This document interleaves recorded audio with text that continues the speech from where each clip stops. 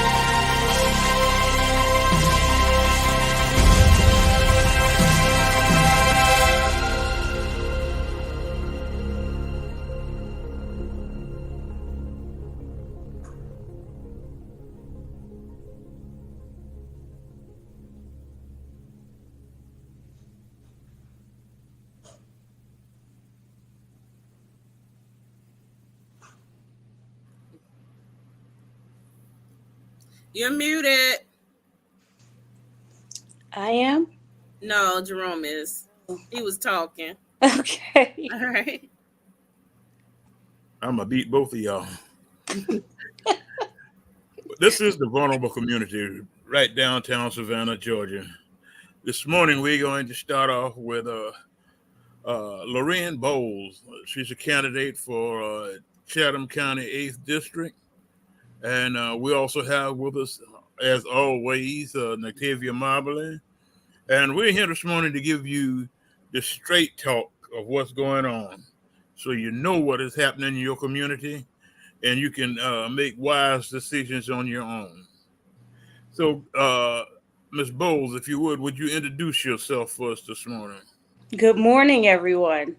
My name is Laureen Monica Boles. I am born and raised in Carver Village. I got a scholarship to Howard University, and that's where I earned a Bachelor's of Science in Engineering and Civil Engineering. I actually focused on stormwater management, dealing with a lot of flooding issues. And so I was excited to deal with those issues because I know that's my lived experience, right? And so that's what drew me to stormwater management. Now I did 28 years in stormwater engineering for ASME District Council 47, Local 2186 and 7, and I did that for 28 years, and then we started to study stormwater management and flooding issues a bit more. I understood that there were opportunities to address stormwater and flooding on the surface. We often think about building bigger pipes, right? And putting millions and millions of dollars underground. So I went back to school and got a master's degree in city planning. And we often talked about building parks, adding amenities that could manage stormwater, but also providing amenities or benefits for the community. So I did that for 5 years, focusing mostly on environmental justice. Again, my lived experience coming from a port community. I retired after 33 years, and I was excited to come back home to Savannah. And in the last 5 years, I have been sitting on the Metropolitan Planning Commission. And most recently, this term, I am serving as treasurer as well. So, yeah. Well, you see, you have a wealth of experience there that we need to capitalize on. Miss Marble, would you please introduce yourself this morning? I'm just excited about getting into this conversation. Again, I'm Natavia Sanders Mobley, and this is our vulnerable community.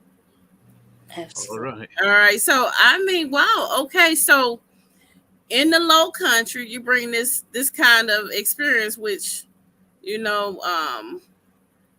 you have any plans for the district as far as when you win that seat? We're gonna just say it like that, help you speak it. All right. Before we get started, let me clarify something. This is a nonpartisan show, so be careful on the terminology. Okay. Mm-hmm. Okay. Mm-hmm. So as I seek the seat, right? So let's say that. So absolutely. So I'm running on a platform to address housing insecurity. I have, in my past, I've raised $13 million to build 75 units of senior housing, affordable senior housing. I'm also running on a platform of environmental justice. Again, that's my lived experience. I've also had the opportunity to contribute to the U.S. Environmental Justice Act that was introduced to Congress and reintroduced to Congress in 2021. The last thing is economic prosperity for all of us. We want to benefit from being in a port city. We definitely want to make sure that all communities benefit, right? So we never want to pass legislation that only is a benefit to a segment of our society. We ask for everyone to vote for us, so certainly everyone should get benefits. Okay, so you believe in community benefits? I do. Okay. Everybody believe in it, but it's sometimes hard to formulate it and get it actually to yield, if that makes sense. That's right. And that's how, I often speak about, I had an experience where we were trying to address stormwater, and we were going to city councils and mayors and asking them to contribute millions of dollars to address stormwater. And I don't think anyone wants to give you that amount of money and not see the benefits of it. So everything was going to be underground. So we started talking about building basketball courts that had the easiest way to explain is to have a tank underneath. And so on top of the basketball court, there's a porous pavement, and the water would seep in through the basketball court into the tank, and water would be held there until after storms. So you didn't have street flooding. So we got the stormwater management, but we also provided a benefit to the community. And I'll tell you, there was a side benefit. There was a lady who lived across the street from the basketball court, and she said, that porous pavement that you're using for stormwater management absorbs the sound of the basketball. So I don't hear as much when they're bouncing the ball on the court across the street from me. So that's the kind of balance that I'm talking about, where we want to add benefits while we do our jobs as well. So when you say economic prosperity, what would that look like? And let me frame it real quick, because right now we're moving into a generation that really believes in clean energy and renewable energy and all of that good stuff. And I could use all the big terminologies, but I'm going to just kind of keep it simple so you can keep it simple. But how does that economic prosperity kind of roll into that? So I'm also on an energy development authority, and we just raised over $200 million for a state to have to provide those benefits that we're talking about in terms of reduced energy costs for people. And we're trying to decide who gets the money, how do we roll it out, how do we measure our success. And so I do that on a daily basis. You raise the money. We applied for a grant. I am a grant writer. And so so we applied for a grant. Now, the one that I was telling you about for the affordable housing, that was with my church. That the $13 million was through the Community Development Corporation that my church had. So again, you have to organize and be prepared. So like you said, when the money comes down, we need to be prepared to put boots on the ground and get the job. So your church was a CDC. We had a CDC as a member. And they developed some stuff, or what did they do? We applied for a grant to Housing and Urban Development. And we actually received the first time, and I'll be honest, we didn't get it the first time. They thought we were another church who had defaulted on a federal grant. And so we had to wait a year and explain it wasn't us, right? And so we reapplied, and this time we did get the funds, and we built 75 units of affordable housing across the street from our church on a vacant lot. Oh, wow. So in terms of energy, I want to go back to your question about energy. So, we have funds available. There's a lot of money coming out through this administration, and even the last administration. And so what we've done is develop programs so that those who are in need would get reduced energy costs. So there was a woman that I was working with. She received solar panels, and at the end of the day, her energy costs per month were $25 per month. And who wouldn't like that, right? Who wouldn't like that? And in fact, a friend of mine from another state is doing the same thing. He got solar panels and he's paying for them on his home. There are times, but he's not income eligible, right? So there are income eligibilities that you have to meet where he wouldn't have to pay anything. This woman I was talking there's also tax credits out there too. There are tax credits as well. Absolutely. Yeah. So there are lots of opportunities. We just have to be knowledgeable about where to go get the funds and how to apply them and make sure that it trickles down. I had a conversation. This was during the Obama administration when I raised $1 million for job training for green jobs. We were talking about energy and all that. So that was with Vice President Biden at the time. He brought the middle class task force, the first one in the nation, to our city because we had raised so much money. And we talked about all the opportunities to apply solar panels. We talked about wind energy. And so I've been a part of some grants for that as well, for wind energy as well as solar panels. Right. Well, I got a question for you since you said that. Here in Chatham County, yes, do you see the opportunity for that to happen here in Chatham County? Definitely for solar panels. We get a lot more sun than some other places I've worked in. And so definitely we can do that. There is a lot of conversation about offshore wind. I was on a project off the coast of New Jersey. And so I did read about one that is going off the coast of Virginia. I haven't seen one in our vicinity, but something in Virginia, as close as Virginia, could certainly serve Georgia, North Carolina, South Carolina, Virginia. Well, the other thing about that, because I'm always looking at, impoverished communities and just saying, okay, well, what can they do? Because I just see all the economics going everywhere else, even in the areas that's more rural and not, so much inner city, they still get the economics, where the different warehouses, something to keep the jobs there. So, I'm looking also at solar panel maintenance and troubleshooting as a means, a job creator, right? Absolutely. So could that be something that you could help bring, whereas, it's one thing for us to be eligible for the solar panels and, low income still be able to, experience that technology, but it's another thing to be able to actually fix that technology, because it's going to be a time if you have these affixed to a roof, then they're part of that roof, and then it might, need some kind of Absolutely. And that was how we raised $1 million, was just for that, green jobs. That's what it was for. So people would Have be you seen any trained. green jobs doing that though? Because I always see it go to something. Well, I did, and I saw it a lot in the Northeast, and that's because of, like you said, elections have consequences, right? So if your leadership at the state level, well, you got leadership at the federal level who's supporting it, but you need leadership at the state level also, so that it trickles down to your local communities. And so I've seen it a lot in the Northeast, right, where there were uh, legislators who were supportive of it. Now, and there's some things that we have to think about. And I've had this firsthand experience, some good, some bad, right? And so when we trained people for the wind turbine jobs, and we sought people from the inner city communities who were in need of employment, we needed the infrastructure in place to make sure that they can sustain that employment. There were people who didn't have access to automobiles, and therefore they were reliant on a bus. And sometimes there were places, like you said, in the rural communities, a bus may not even, go to that location.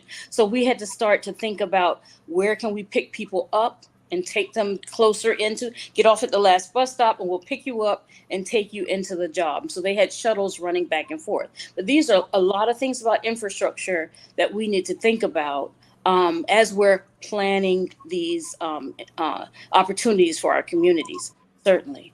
I had, and this was, I'm glad you mentioned that, because during this conversation with the Obama administration, they didn't reach as many people as they would have liked to with some of the dollars that they were rolling out.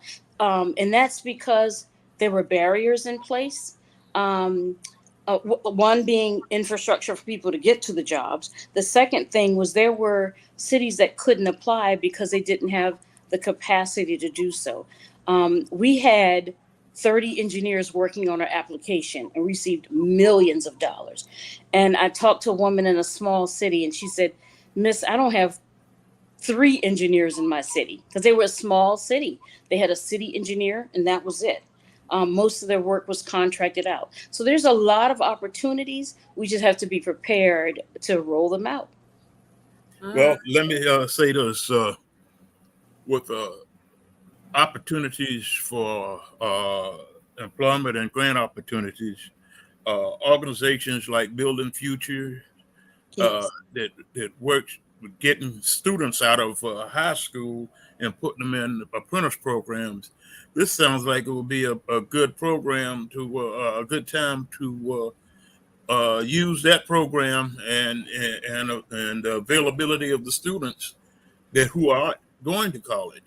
Absolutely. And so, and one thing I wanted to mention, certainly we want to have what we call knowledge transfer, right? So there are people out there with the knowledge, and people out there who have skills that need to be transferred, or knowledge that needs to be transferred for particular skills, and especially trades. They have knowledge, and everybody has knowledge in different ways of different things, right? And so we often talk about technical expertise and sharing that knowledge with others. But then those people who live in communities, right, these vulnerable communities, they have knowledge of their experience and what works and what doesn't work. I've seen that, like I said, I've had good and bad experiences on both, where we have planned for a community.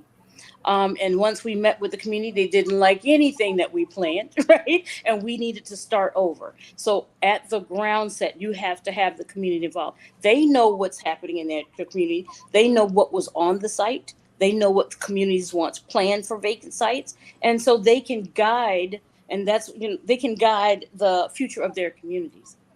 In 2022, I had the American Institute of Architects come. I wrote a grant. It was successful. They came to Savannah with a team of maybe 7 or so planners, engineers, economists, environmentalists, to do a plan for the west side of Chatham. They left us with 39 pages of recommendations. So we're ready. We're ready to roll it out. I had worked with them as a volunteer in New Orleans after Katrina, in Augusta, Georgia after James Brown's death. And so they said, I want to give back to you, right? They want to give back to you. You wrote this application for Savannah. We're definitely coming. We're bringing a team. We house the team at the Floyd Adams Municipal Complex. So community members can go in and share their expertise with the team, because again, they have technical knowledge, but they don't have the community's knowledge. Mm-hmm. So the community needed to share what their vision was, right? And so we have 40 pages of recommendations, what to roll out for housing, transportation, economics, and so forth, and all of that, health, right? So is that plan comprehensive? Like, is it going to be in a comprehensive plan, or is that just an independent plan? And is it public? It is public. Okay. And in fact, I'm working now with the MPC to, I don't want to promise people, right? Because I'll write a grant, but it doesn't mean I'm going to get it, right? So we have an application that's going in for $20 million to fund the recommendations that the West Chatham neighbors came in and decided this is what we want for our community. So I'm working on it. I'm working on it. So if you've got this plan already set up, well, yes. It's on paper. It's on paper. It's on paper. When you put it on paper, then once you get the grant, then you can move forward too. I like when you say once you get the grant. Okay, go ahead. Once you get the grant, then you can move forward on doing on implementing the paperwork. Am I correct? Right. And we're just implementing the vision that the residents gave to us. So we even went as far as to ask them to prioritize the areas that they wanted to move forward with first, right? Whether it was health, transportation, economics, housing, and I think there's an environment. Now, I am wholeheartedly wanting to move forward with environment. That wasn't their first choice. The first choice was the platform that I gave you. It was economics, housing, and justice, and environmental justice. They did to that. Yeah. So let me ask you this question. One minute, we got to go to break. Okay. We'll be right back. We'll be right back. We have to take a quick break, and we'll be right back with you with this interesting conversation this morning. Okay, great. We'll be right back with you. Thank you. Have you ever experienced a Juneteenth event? Come out to Port Wentworth and celebrate our second annual Juneteenth Festival. Friday, June 21st from 5 p.m. until 9 p.m. Come enjoy our music, our food, our heritage, our culture, and our history. It will be plenty of fun for everyone. Juneteenth is American history. It's a day that we celebrate and remember. It's a day that we look back, but more importantly, a day that we look forward. Join us this June.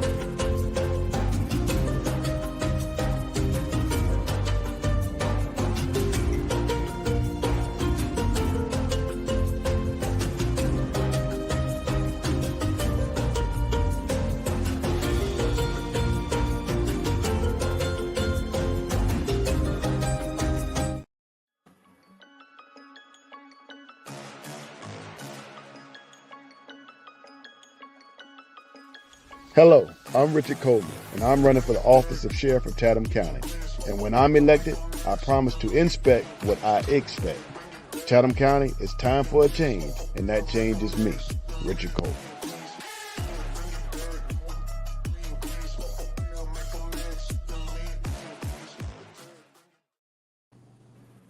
All right, we're back. Now we can finish this conversation that we started.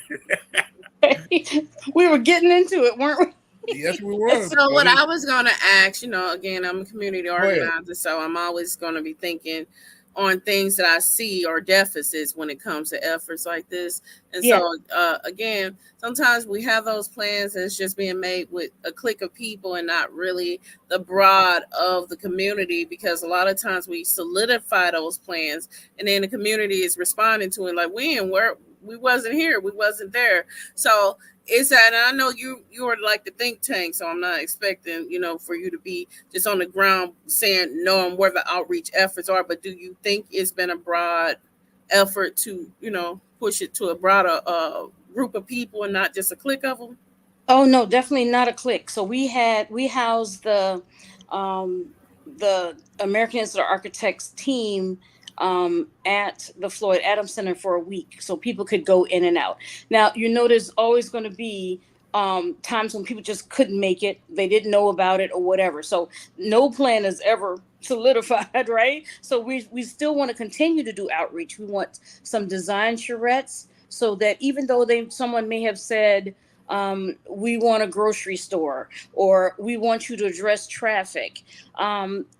It's still not solidified, because we need to go back into the community and say, this is what we're thinking from our expertise, but is this what you envisioned, right? And then we'll start to tweak it a bit more. So even once the funds come down, we still have quite a bit of tweaking to do. So we did have an introductory meeting at the arena, so that the team could meet people. And then they were housed at the Floyd Adams Center, like I said, for a week. And then the final presentation was made at the Coastal Georgia Center. So we tried to make it so that it was accessible to everybody. But again, still, there are people that probably didn't know about it. And we want to make sure that everybody gets an opportunity to participate. For West Channel, it makes sense that we not just house it for the communities of West Savannah, but let's talk about Port Wentworth, Garden City, Pooler, all of that in West Chatham in the county that will be impacted by decisions that are made. So they need to participate and give their opinions as well. I went to the Port Wentworth downtown reimagining session. It was probably one of the best I've ever seen. And I'll tell you that. I can't remember. Reimagining has been around for quite some time. So you're saying that's one of the better ones that you've seen over the years? The one that they just had in Port Wentworth.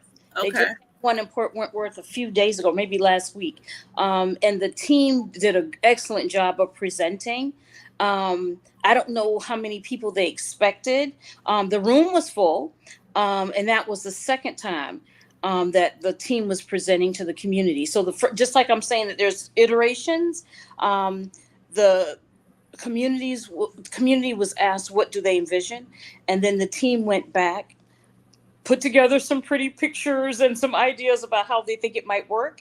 And then I went to the second session when they were asking the community again, is this what you thought? This is what I thought you said. Is this what you said? And so people were then voting on what they thought was most important with little blue dots. So you get to vote. And there were some ideas that had maybe 15 dots and some had 1 or 2. So then you obviously know what the community wants you to move forward with in terms of priorities. So that's what I thought that was pretty good. We're going to have to ask Ms. Boles to do a quick closing statement, because we've got the DA coming in.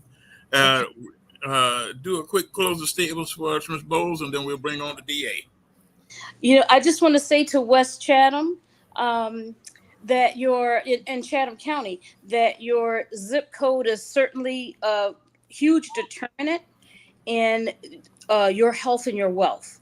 So you want to be able to address issues with qualifications and expertise, and that's important.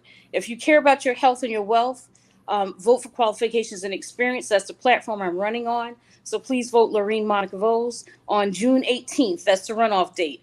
Early voting is from June 14th through the 17th. And I hope to see you out there. Thank you so much. Thank you for this opportunity. Sure, always. Okay, all right. All right. Bye-bye. Bye-bye. Our DA, where are you? We have a black screen right now. Is she there? So, yeah, I see Miss Jones. There she Oh, goes. there she is. All right. Hi. Good morning, everyone. Can you hear me? Yes, we can hear you. It's so good to see y'all this morning. I apologize for my tardiness. I've been having some technological troubles with this phone, but we'll see what happens. I'm so glad to be joining y'all today.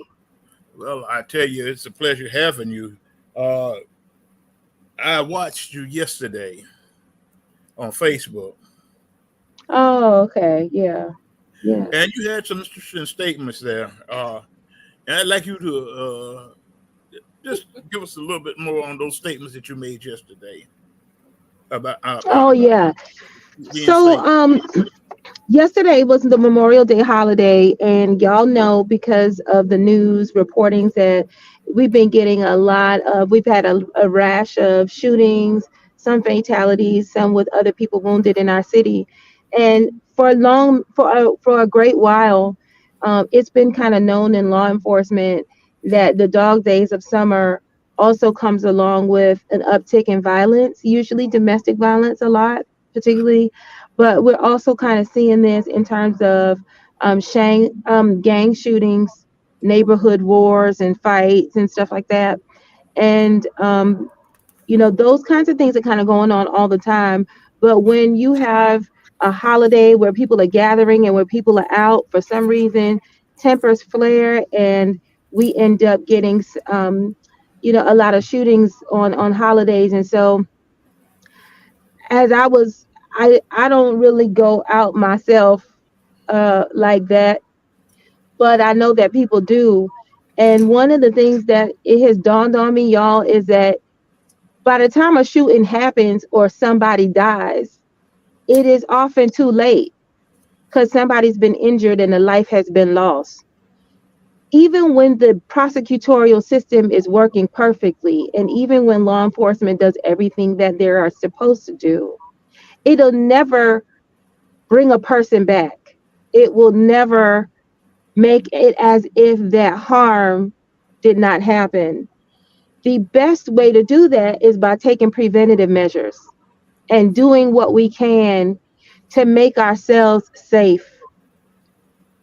The biggest part of that message, or the impetus for that message, is that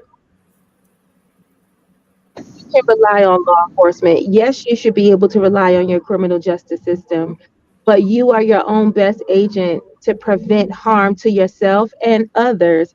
So with that in mind, I wanted to just make a public post on things that people could do to prevent sh- sh- not just to prevent shootings, but to prevent harm and to keep themselves out of harm's way. So that's what the post yesterday was about. Yes, and what I found interesting about it is that you didn't blame nobody. You didn't lay blame to nobody, and that is really interesting to me because everybody pokes finger at everybody else, and in this day and time, if we all pulled together, we could work together. But it's I something, agree. and it's something that it seems as though because we are who we are, nobody wants to pull together. Well, um, I agree with that, and I noticed that. And some of that is political, some of that is psychological, right? Whenever something happens, we always want to ask ourselves why. We want an explanation.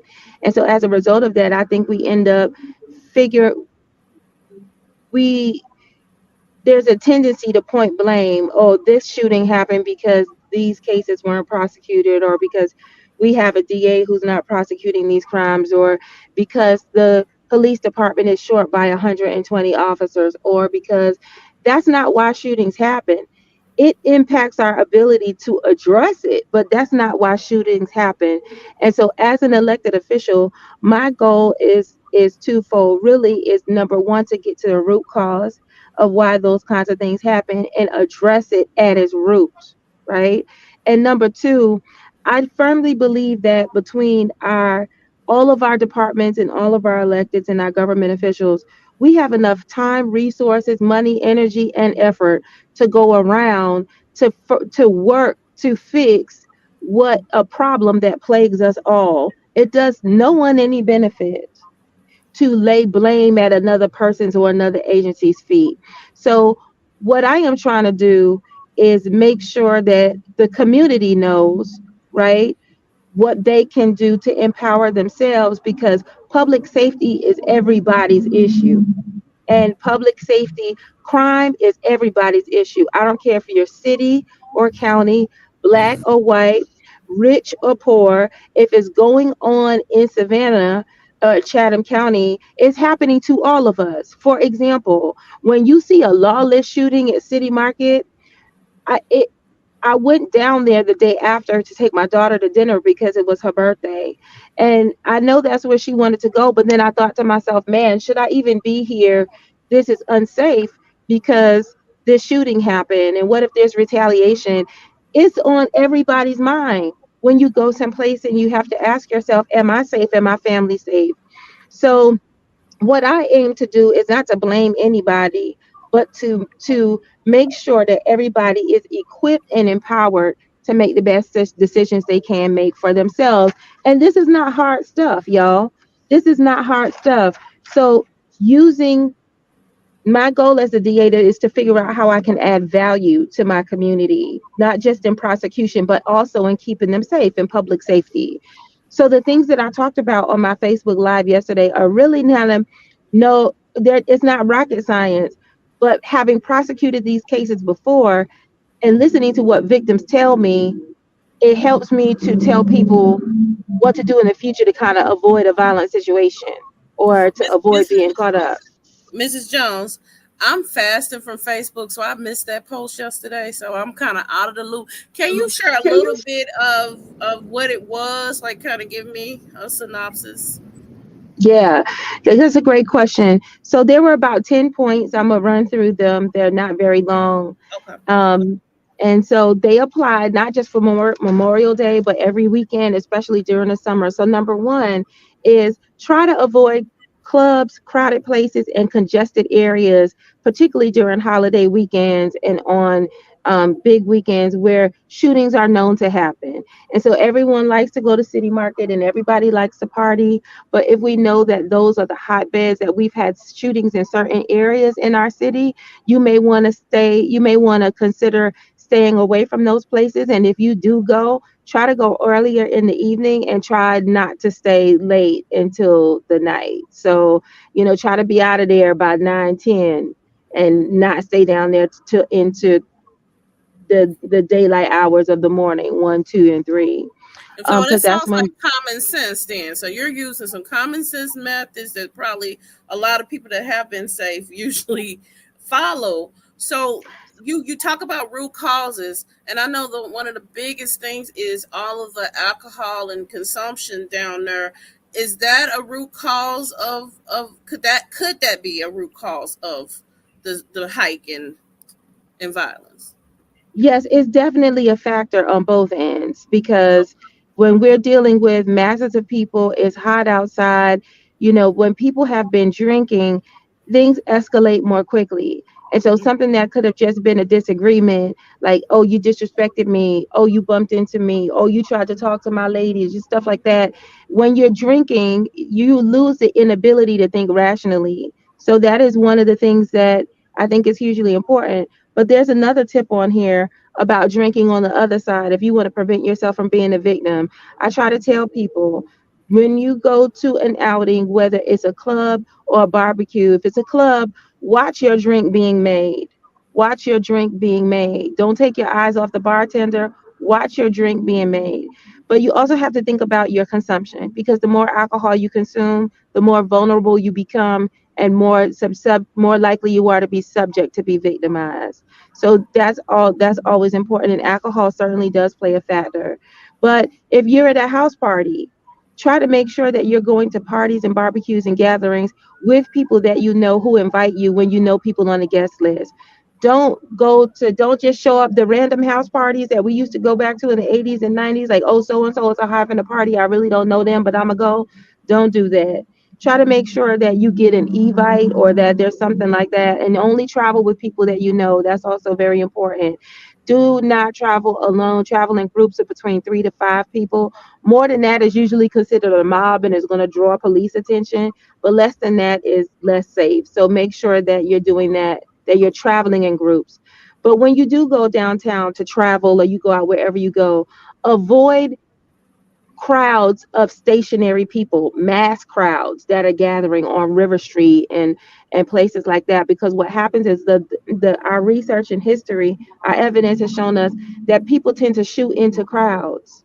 They may be trying to shoot one person, but if 300 people are standing in a group, maybe watching fireworks or listening to music, people tend to shoot in those kinds of crowds, and a lot of people, innocent people, get hurt. And even if they don't get shot, people get trampled, they get injured, they get pushed over, and they, end up in a hospital. So don't try to stay a distance away from a mass crowd because it also makes it hard for you to move and find cover, and it creates chaos. Um, but when you're going to like a barbecue, let's like a more intimate setting, not necessarily a club. Again, pour your own drink if you can. Keep your drink with you at all times. Don't put it down. If you're somebody that's hosting like a barbecue, like many people do for the 4th of July, which is coming up, right?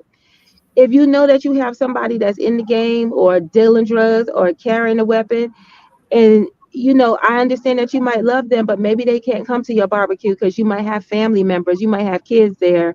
We have a lot of cases in our office where people disrupt funerals, barbecues, birthday parties, weddings, and anniversaries, and all kinds of things because they know that target that they're looking for is going to be attending that event because it's important to that family. And what do? They bust in the barbecue and just start shooting, right? Mm-hmm.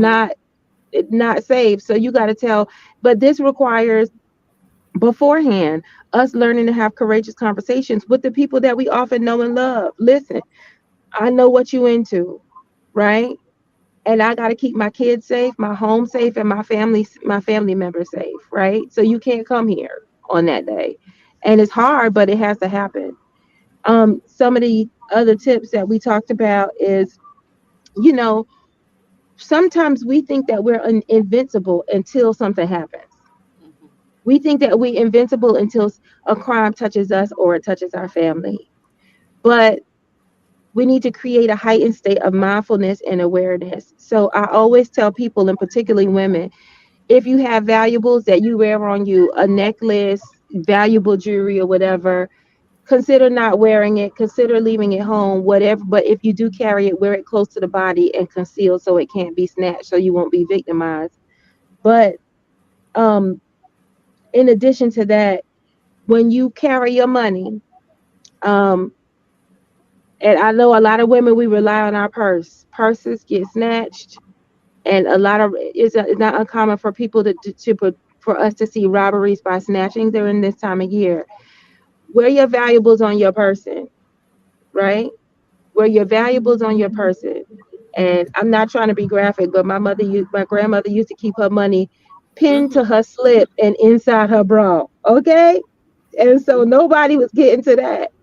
But if Mm-mm. you do have foldable money, I notice people do this a lot. If you could cancel your cards if your cards get taken, but if you do have foldable money, and I suggest that you do carry some because it's just an easier transaction if you should find yourself in trouble. People love, I've seen people do this all the time. They put the small bills first, right? And then they fold it with the larger bills on top. Why would you do that? I want somebody to think I got a pocket full of ones. You know what I'm saying? Uh-huh. So fold your money with the lowest bills on the outside so you can get to those first without everybody seeing how much money you have. Exactly. So just like little tips and stuff like that, um, we just want people to be aware of because we want to look for somebody to blame when something happens when we could prevent a lot of heartache if we are mindful and take care of ourselves. You So, know, there's something that you mentioned something earlier about weapons and alcohol. Both of those give people false confidence, and the mixture of both. What do you think about your governor, if you can, and this giving everybody a right to have a concealed weapon? What are your thoughts on that? Well, I think what makes concealed weapons dangerous is not just the fact that you never know who's carrying, but I think the bigger problem is that we don't have responsible gun laws. You should be required to go to a mental health examination if you want a firearm. You should not, a gun should not be easily accessible or easy to obtain. We should stop selling shotguns in Walmart, right? I mean, like, common sense gun laws. Like, nobody is saying you can't have a right to carry a weapon. We can minimize a lot if we go back to the root. Like, we need to make sure that weapons end up in the hands of people who know how to use them. And I'm licensed to carry, and I carry a firearm, but I don't. I find it very interesting that when I went to go get a license to carry, I filled out some questions, but I didn't have to take any kind of mental fitness test. Nobody cared if I could shoot a weapon. Nobody asked me, did I know the 12 laws of gun safety? Never point a gun unless you intend to shoot, never pull a gun unless you intend to shoot. We got a lot of people, tempers are flaring and they pull a gun or they shoot the gun up in the air to scare somebody, and then somebody ends up getting shot. The data and the science shows that a lot of people who own guns, the the people who are injured by firearms are the people who are in domestic situations and people that they know who end up getting shot with those guns, not a stranger who's breaking into your house, right?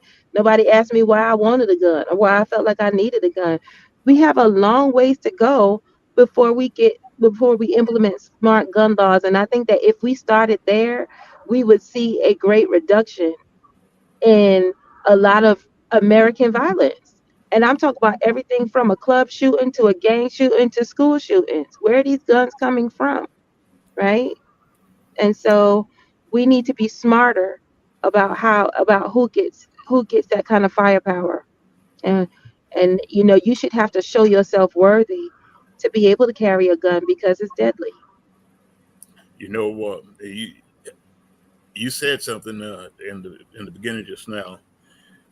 When I was coming up, my father always told us, "You don't pull a gun unless you intend to use it, and you don't touch a gun." They had a strict rule in the house: you don't mess with those guns. Now kids go in there, they know where the gun's at. They put their hand on the gun, they play with the gun and everything else. No, we didn't do that. We couldn't do that, and that is one of the problems that I see that we have, and that we just don't have the power to enforce what we learned because of people saying that disciplining your kids like we used to. Because if you You're used to, right. yeah, In the state of Michigan was one of the first cases where a mother and father were held responsible and went to jail for 10 years and 15 years respectively because their son went to a school and shot the school up, and he had mental illness, and they knew what he was suffering with, and knew that there were guns present and guns in the household. And when I read that opinion, it was very it was the first opinion like it. It was and I thought to myself that, some people, the reactions to that case were kind of 50-50. Like, people were on the fence, like, how can you blame the mother for the child's, or the parents for the child's shooting? Perhaps you should, because if we somebody's got to accept responsibility for the carnage and blood spill that we are experiencing, not just in our nation in school shootings, but that we're experiencing right here in our own communities. Where is your child? I have two children. They are 14 and 16. I should know where my child is. I should know whether or not they have access to a firearm. I should know where they spend their days and nights. And I should be on top of those things. And to the extent that I am not, then I and or to the extent I say I know that my child is been a victim of bullying or struggling with mental illness, and I don't do anything, but I make guns accessible to them, I should be responsible. I have contributed to the crime itself. But everybody wants to absolve themselves of guilt when it comes to violence in America, and prosecution is just a small sliver of that. Yes, we believe in putting people behind bars and violent crimes and stuff like that, but there are a lot of other actors involved in this that could help to keep our communities safe. Love it. I will agree So with you 100%. Go ahead, Native. Yes. yeah, I just want to hear about what she's done these last 4 years. I know you're just finishing up your first term and you're going for the second one. So I'm just trying to catch up. So just if you don't mind, give us some highlights of what you've done and what you plan on doing on your second term. Yeah, Natavia, that is a huge question that I've gotten a lot over the past few weeks. And every time someone asks it, I never have an exact answer. But let me tell you what I did, what I did with the help of my team and staff, because let's be clear, I could not do this Absolutely. alone. Right. We literally helped to resurrect the criminal justice system. When I took office, people had not physically been working in the office for a year, right? So And huge guess turnover what? with staff. Oh, wow. Yeah. And then they did not have computers when I got there. They didn't Okay. have laptops. So what were y'all doing for a year? While y'all were at home in your pajamas and the courthouse was closed? Basically nothing. And so the taxpayers, that's an issue. They were not working because they could not work. They didn't have the equipment to work at home. When I came in that office, I required 100% reporting. I gave everybody an office issued laptop so that if you do have to be out at it because of COVID or whatever, you can continue to work. We can monitor your work and you could be productive.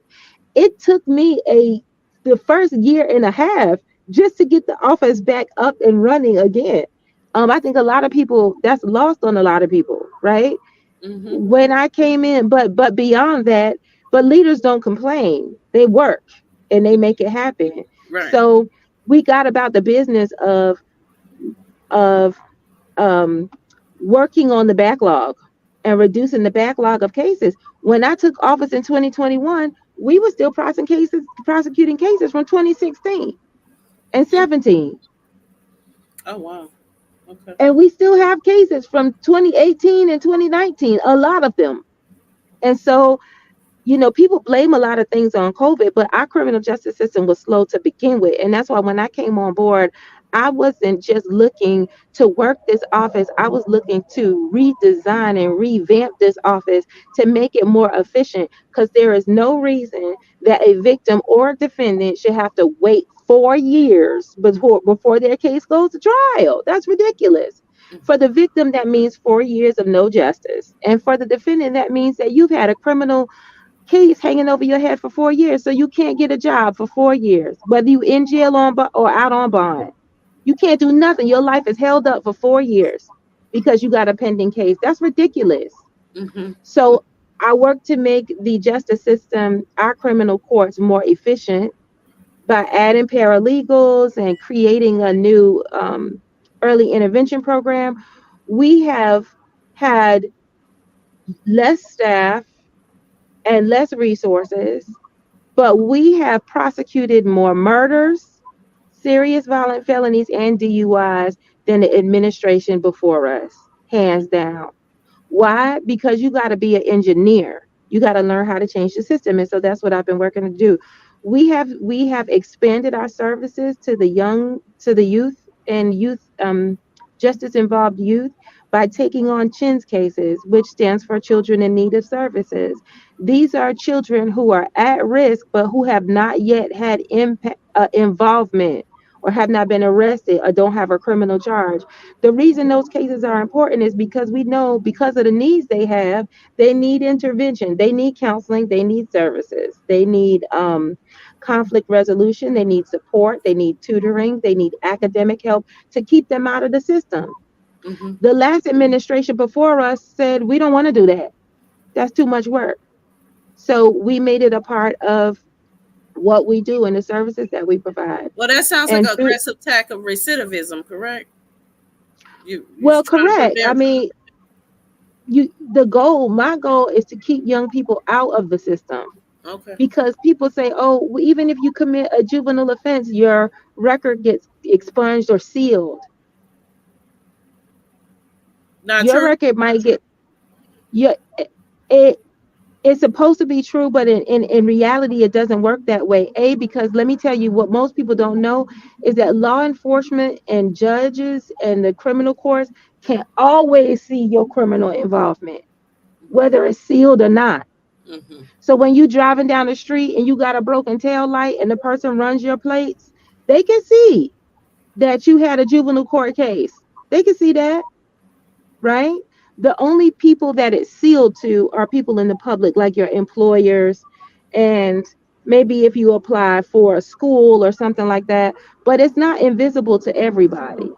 It's really not invisible to the people that matter. Um, so that's not really the case. So my goal is, I don't want you in the criminal justice system at all, because once criminal history and criminal record or not, once you have that stigma over your head Mm-hmm. of having been arrested or involved in the justice system, Mm-hmm. it gets harder and harder for you to break out of that and to recreate yourself, right? Yeah. And let's be clear, y'all. I'm gonna say this. This is especially true, and if you don't believe me, because I always like to cite my references. There's a book by I can't remember her name. It's called The Rage of Innocence, Okay. and it talks about the criminalization of young Black children. Okay. People do not see young Black children as children. They see them as statistics and criminals. And what happens is, you don't know how many calls I get as the district attorney from people in our community who are affluent, often white, or who have a lot of money, who call and say, well, yeah, this is just a bad kid who got in trouble. Can we do something? But a lot of young Black kids and Latino kids, and they don't have those advocates. Asian kids, they don't have those advocates. So they experience our justice system in a different way than their counterparts, Mm-hmm. because we're still very willing to see white young people as, oh, just young white young people, right? Mm-hmm. But if you take a Black kid, male or female, from Savannah, same age, it's easier for us societally to see that person, that child, as a criminal, right? And it's not fair. And I mean, the media helps a lot with the stigma, with the stereotypes and all of that. So it's sad. Well, And it I is don't even sad, know how we Natavia, and undo that stigma though. Like it's so embranded and not. I mean, it's embranded in media. It's embranded. it is true. And Natavia, I want to tell you this, because my while that is true, is not a secret. And we have to be talking to our communities, because our culture, through TikTok and YouTube and all this stuff, you walking around tatted up, looking like a criminal. That doesn't help. Okay. There was a young man that I saw on Facebook who graduated from Effingham High School, and his message was powerful, and this brother was dripped in honor cords and sashes, and you could tell he was a well decorated student. I smile because in response to that post, I said, this is what I want our kids to see. I want our kids to call this drip, because he's dripping in talent, drip dripping in discipline, dripping in potential, dripping in success, dripping in future. He is dripping. You could see it, those chords. I was like, instead of investing in the wrong things, that's the type of drip I want to see. That thing made me feel so good in here. And so what I'm trying to say is, at the same time that we speak into the system, we need to be speaking to our culture and to our people. First of all, I say this as a Black woman, all God's creatures are beautiful, right? And as a woman of color, I'm so proud to be a Black woman because we have so much to offer. We're talented. We make something out of nothing. We are resilient. We are proud. There are great cultural things to be proud of. But I, at the same time, so maybe I am biased in that respect, that I really want our children, my children and everybody else's children, to redefine what success actually looks like. You don't have to be a social media influencer. You can grow up to be important. And yes, you can make money, but what's more important than making money is making change. So as much as I am speaking truth to power to this system, to get the system to change how they see us, I want us to have courageous conversations in our community about how we change our ideology and mindset of what swag really means. Right. Swag means I'm building a future for myself. I'm confident because the days ahead of me are bright. We need to be speaking those messages to our children.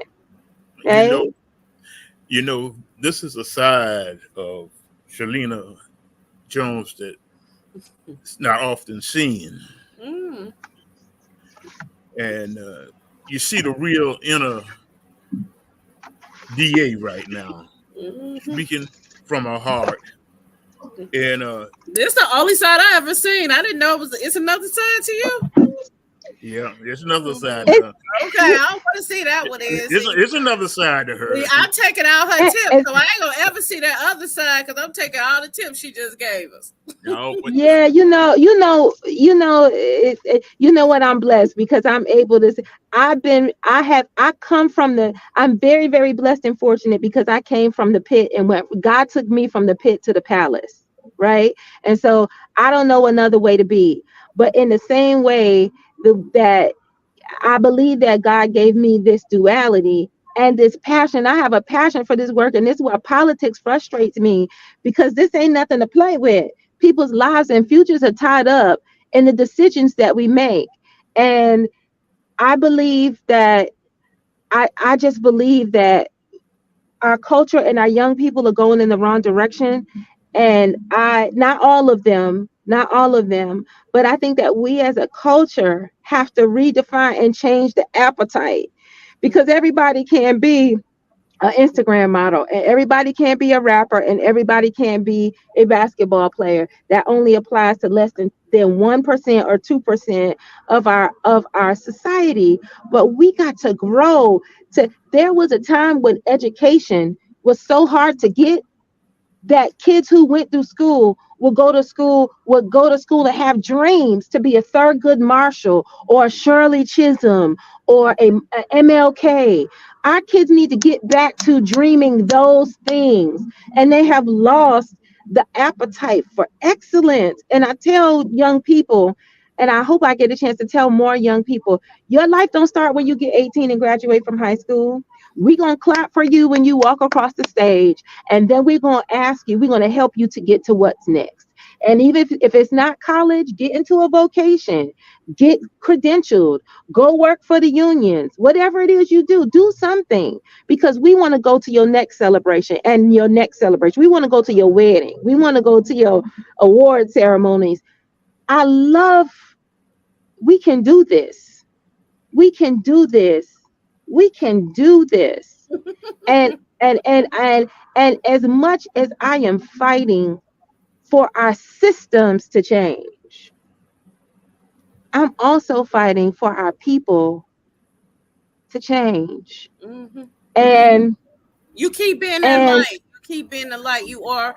You know what I had to understand? I can't say the world is God's problem, but if I stay in my lane and I make my impact in my lane, because if I go over in somebody else's lane, then my lane is going to be unmanaged. So you stay in the lane that God has you, and you keep on, and everybody else has a duty too. Don't just remember that, but keep being that light. I'm really enjoying this. well, Miss Jones, we have enjoyed you so immensely this morning. I watched you yesterday. Thank you. And day before yesterday, because the day is Tuesday. Day before yesterday at the church, I watched you. But what's that? Yeah, I had my eyes on you. Y'all tell you what, I'm gonna go with. You know what? Let me tell y'all something. I'm confess this to you right now, because y'all know that above all things, I try to be transparent. I promised God that I would do this in the way from the very beginning. I promised God that in the beginning, I promised God that I would do it because many of you who don't know me, I'm a private person. I've always believed in work, church, and family, right? You never saw me in the streets before. That's not who I am. But I promised God that this time I would do this fearlessly without I was personally, professionally, I was attacked, but I promised God to leave it all on the court and to be perfectly transparent so that I can touch as many lives as I'm able before he completes this assignment for me. And so thank you for giving me the opportunity to be present.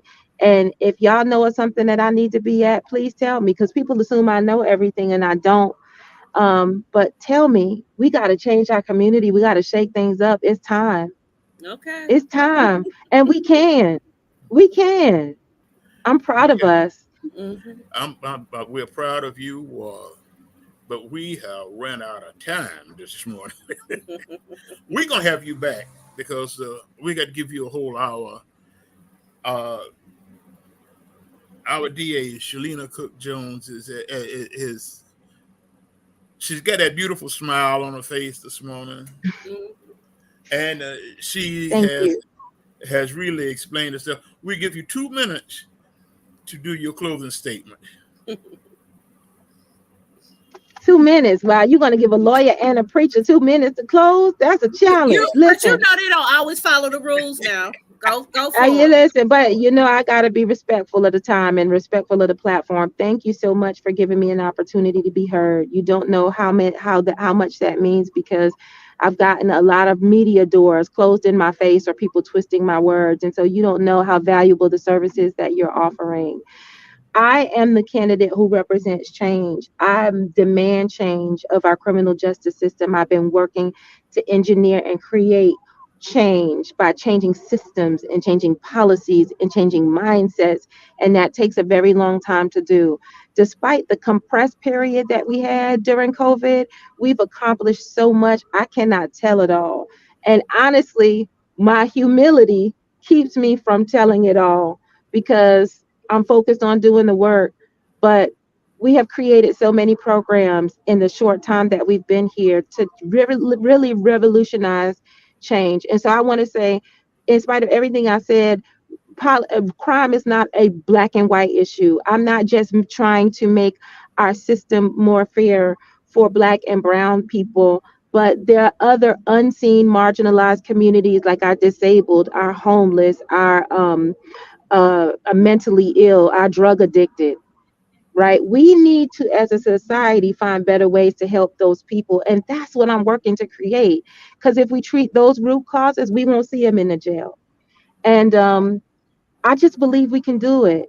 I believe Savannah is rich enough in resources, in people, in power. We are rich enough to come together and make it work. And so the last thing I'm going to say, if you are a city or elected official, I implore you.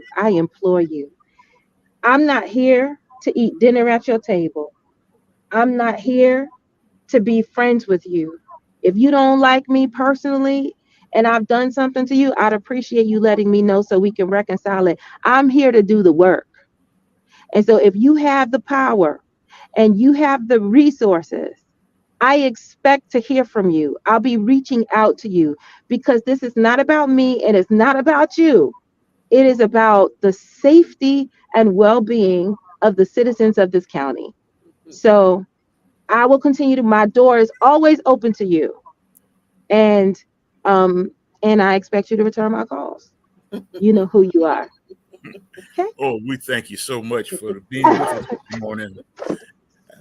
Even if you had to put your seatbelt on, because I know you're fixing to go somewhere.